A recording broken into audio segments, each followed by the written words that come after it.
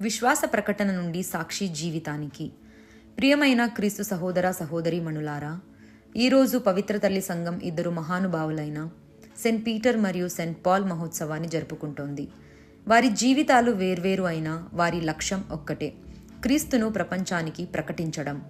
మొదటి పట్టణంలో పేతురు చెరసాలలో బంధించబడ్డాడు. బయటపడే మార్గం కనిపించలేదు. కానీ సంఘం నిరంతరం అతని కొరకు ప్రార్థించింది. దేవుడు తన దూతను పంపి సంకెళ్లను విరగగొట్టి పేతురును విడుదల చేశాడు.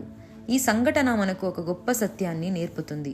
ప్రార్థన మూసి ఉన్న తలుపులను కూడా తెరుస్తుంది. దేవునికి అసాధ్యమేమీ లేదు. సువార్తలో యేసు తన శిష్యులను అడుగుతారు, మీరు నన్ను ఎవరు అంటున్నారు? పేతురు ధైర్యంగా ఇలా ప్రకటిస్తాడు, మీరు సజీవ దేవుని కుమారుడైన క్రీస్తు.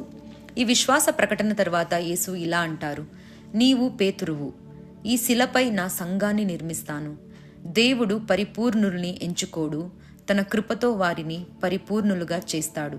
ఒకప్పుడు భయపడి యేసును 3 సార్లు నిరాకరించిన పేతురే తర్వాత సంఘానికి శిలగా నిలిచాడు.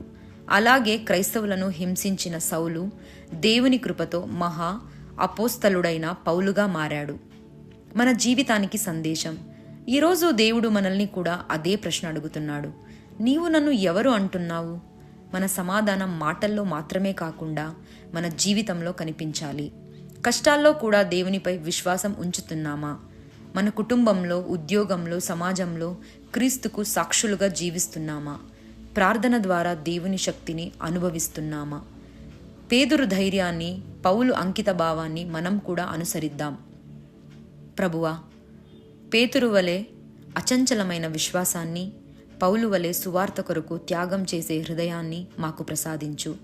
మా జీవితమే నిన్ను ప్రకటించే సాక్ష్యంగా మారే కృపను అనుగ్రహించు. ఆమేన్.